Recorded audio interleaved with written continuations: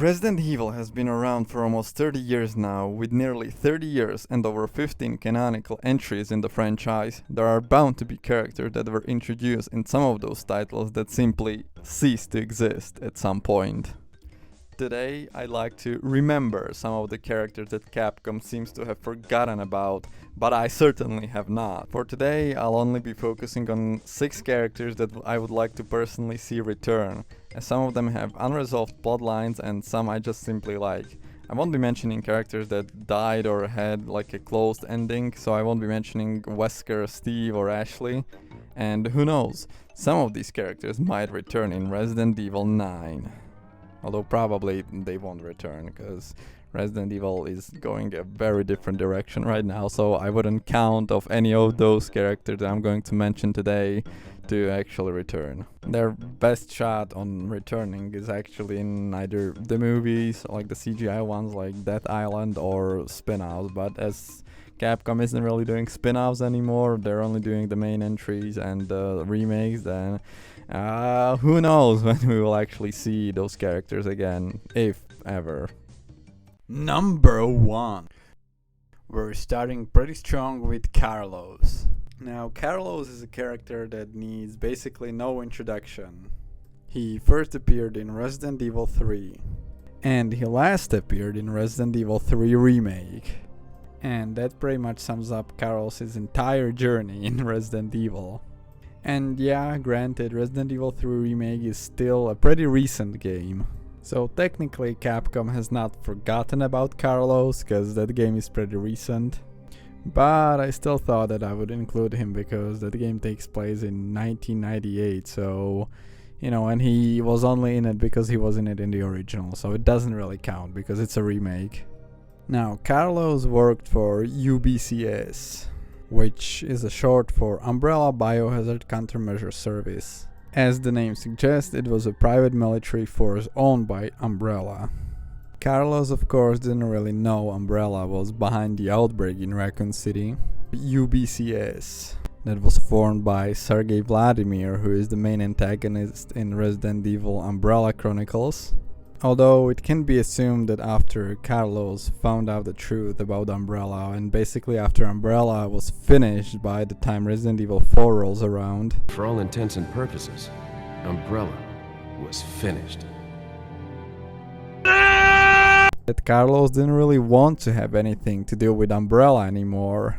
And if we're being very positive, maybe Carlos actually chose to fight against bioterrorism like basically every other survivor of the Raccoon City outbreak, except for like Ada and Hank, because they don't really care. Don't care. But Carlos is very different from Ada and Hank. And I just really think it would make sense for him to continue working alongside Jill and maybe join the BSAA after the events of Resident Evil 3. As he's a very capable soldier and is obviously someone the BSAA would be interested in because he was the survivor of the Raccoon City outbreak. And he's also a pretty popular character, all things considered. Like, everybody likes Carlos. Even like before the release of the Resident Evil 3 remake, everybody liked Carlos, but especially after Resident Evil 3 remake, because even though that game was a train wreck basically, I think Carlos in that game was a pretty cool character, and it only helped his popularity. So yeah, it's honestly very weird to me how Carlos is not a character that returned ever. But if Capcom ever decides to finally bring him back, I think making him affiliated with the BSAA would be the way to do it. And so that way he can continue working alongside Jill and maybe make him interact even with Chris. And of course with like the mainline entries with Resident Evil Village, we obviously saw there's something going on with the BSA as they're using bioweapons of some sorts, it seems. So of course Carlos would have to be a part of it in some capacity, but he would most likely choose to fight against the BSA and join Chris's group, the Hound Wolf Squad. Carlos could have honestly been in Death Island too, and it would actually make sense given the main villain's motivations and everything. And him being not included there basically indicates that he's not really in this whole fighting against bioterrorism business, because that's how the main villain, I don't actually even remember his name, it was like Dylan or something. But that doesn't matter. Yeah, it basically indicates that he wasn't there because the main villain tracked down the main characters for the Raccoon City survivors because they were in some way or another affiliated with such organizations that fight against bioterrorism. Ada obviously wasn't there because she's a mercenary, but I mean, I guess Sherry also wasn't there, and she works for the same organization as Leon. Well, at least she did. Okay, the movie doesn't really make sense, okay? So that means that if Carlos actually was there, it wouldn't hurt the logic. So he could have been there, okay? But he wasn't, and we just have to live with it and hope that maybe he will reappear sometime down the line. But as he's a pretty popular character, there is a high chance that Capcom might want to bring him back because of his popularity. Now, moving on to number 2. And this is actually my personal favorite from the list. Wesker.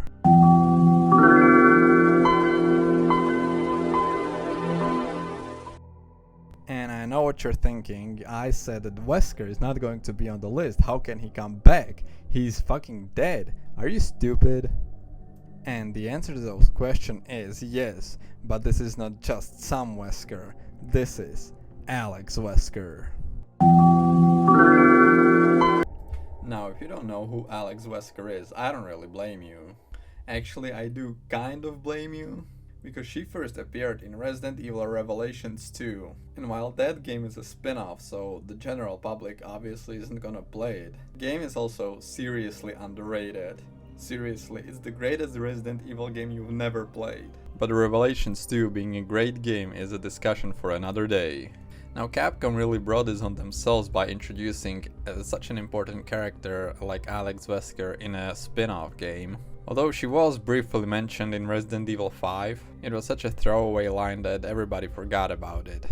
I think in a lot of ways the expectations for Alex Wesker were greatly subverted in the game. She is watching you the entire game when you're playing as Claire, and then when she actually first appears, she just makes a fucking nacho reference from Better Call Saul. I think it made for such a great contrast between the Chris and Albert Wesker conflict with the Claire and Alex Wesker conflict. And while yes, Alex Wesker does die in the game, it's actually heavily implied in both endings that she transferred her consciousness into Natalia, a girl that Barry meets in his campaign. While in the bad ending, she basically tells Barry that he's cooked and he fucked up because he lost her and also his daughter. And in the good ending, she's adopted by Barry because he doesn't know that Alex actually succeeded in her plan. Unfortunately, this whole storyline seems to have been abandoned by Capcom, as ever since that ending we have not heard of Alex or Natalia or even Barry anything, outside of like small mentions in the remakes, which doesn't really count. And don't get me wrong, I really do like Resident Evil 7 and 8 and where Capcom took the direction of the series there. But it's also kind of a shame that they completely abandoned such an interesting character as Alex Wesker, and that whole storyline is just gonna remain on a cliffhanger. Unless, of course, Capcom is working on Resident Evil Revelations 3, which I really doubt because they don't seem to be very interested in spin-offs. I mean, the closest we have to a spin-off right now is Resident Evil Code Veronica remake, which we don't even know if it's really happening, but so many people want to see that and want to believe that it's actually gonna happen. And I mean, honestly, that game would make more sense than Revelations 3, as we recently saw Wesker in Resident Evil 4 remake, so it would make sense to give sort of a backstory for that character until Resident Evil 5 remake eventually comes out. Honestly, at this point, just remake Resident Evil 1 in RE Engine, like, that would be so cool. Even though that game actually has a remake and it's one of the best Resident Evil games out there. But anyway, yeah, Alex Wesker most likely not returning ever in the series. I think it's a bold hope to think that Capcom is going to make another spin-off in the foreseeable future. And I guess she could be in the movies, but I think that would honestly just ruin that character, so don't put her in the movies. But yeah, anyway, number 3, Raymond Vester. It's weird, his name sort of sounds like Wesker, but I assure you he's not part of the Wesker Children program. Probably. Hopefully. And again, if you don't know this character, I don't actually blame you. Capcom probably succeeded in making you forget about him, because he's from the most unremarkable game in the franchise, which is Resident Evil Revelations, the first one. Seriously, that game is so uninteresting and forgettable that I wouldn't even put anyone from there on this list. But Raymond was actually quite interesting. Basically, at first he was working for the Federal Bioterrorism Commission, the FBC, but after a link was discovered between that organization and a terrorist organization called Veltro, he switched to BSAA but continued to work under FBC to basically gather information on the Commissioner Morgan Lansdale. And throughout the entire game he's very mysterious and you always question on whose side he's actually on. Toward the end of the game he saves Parker Luciani, who is on your side, who is working for the BSAA, which makes you think that Raymond was a good guy all along. But in the post-credit scene it's revealed that Raymond retrieved the T-Abyss virus for Tricell, who are the main antagonists in Resident Evil 5. Wesker basically controlled that company. And after that he was never seen again, and probably never will be seen again, as there's really no place and no reason to bring him back, as Tricell is dealt with after Wesker's death.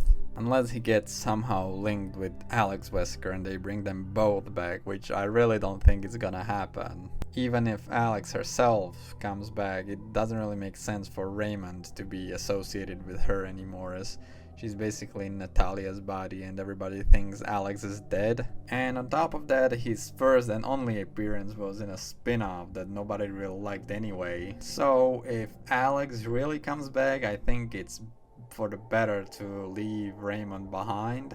And yeah, anyway, number 4, Billy Coen. Now yeah, I did say I wouldn't include characters whose story was basically finished. And yeah, Billy's story was very much finished and he had a perfect ending. Rebecca believed him and she let him go to live his life free, with probably a new identity. But yeah, for some reason Billy is a pretty popular character. I mean, I didn't really like him at first, but I recently revisited the game and yeah, he's pretty cool. He's not my favorite or anything, but he's a solid character. His backstory is basically that while opposed by the United Nations, the United States were intervening in a civil war in Africa. And he was set up by his squad leader because he refused to participate in a massacre of an African village. Very much unlike Leon, because Leon never had a problem with genociding entire villages.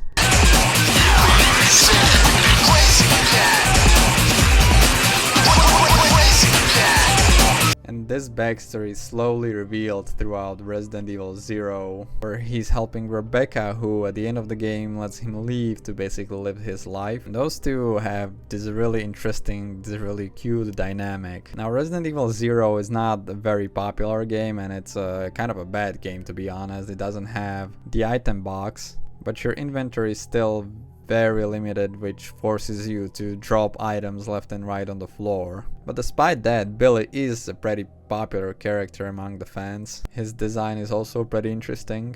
I don't think he is ever gonna return, but if he is, he should definitely be reconnected with Rebecca.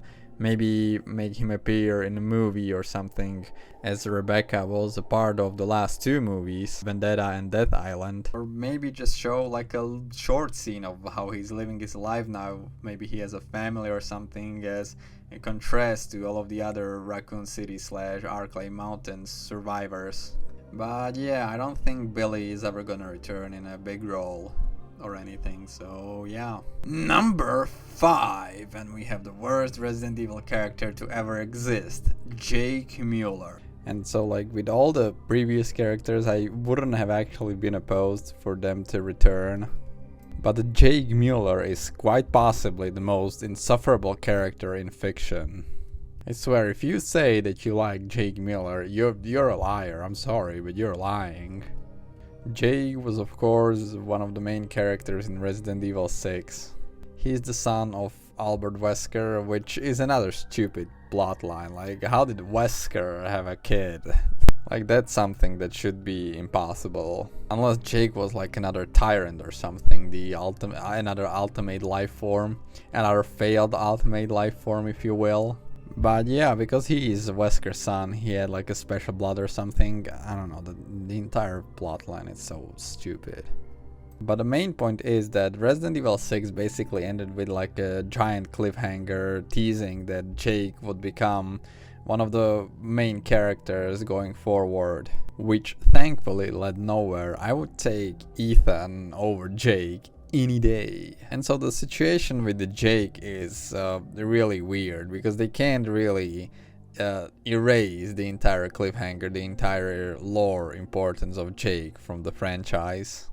But it also seems that Capcom doesn't want to continue everything started in Resident Evil 6, which is understandable because that game is by far the least favorite from the mainline entries. So yeah, Jake has probably a big chance of returning, unfortunately. But I don't think he would return for like a big role or anything. Honestly, the best course of action would be to bring Jake back for like a cameo and like have him die right away in like the first 5 seconds he's on screen again. That would honestly be a 10 out of 10 game. Like, jeez, nobody likes Jake. Anyway, moving on to number 6. Sheva Alomar.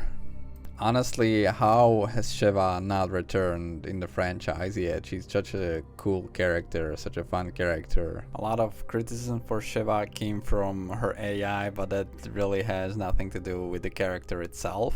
And honestly, with where the story is going in Resident Evil Village, with Chris basically going rogue and working by himself, not really under BSAA anymore. And BSAA basically using bioweapons, it seems. I think it would make sense to get Sheva's take on it, how Sheva sees it and her relationship with Chris after Resident Evil 5. Even though she works for like the African branch of BSAA, it would still make sense for her to reappear and sort of give her own input about the whole thing. Especially because she has such a rich history with bioweapons. Honestly, a hot take, but I would rather see Sheva in Resident Evil 9 than Jill. And do not get me wrong, I do want to see Jill again, but she was recently in Death Island and Sheva has not appeared in anything for a really long time. Honestly, let them both be in Resident Evil 9. I would take Sheva to just be like a side character, like not a playable character, but sort of like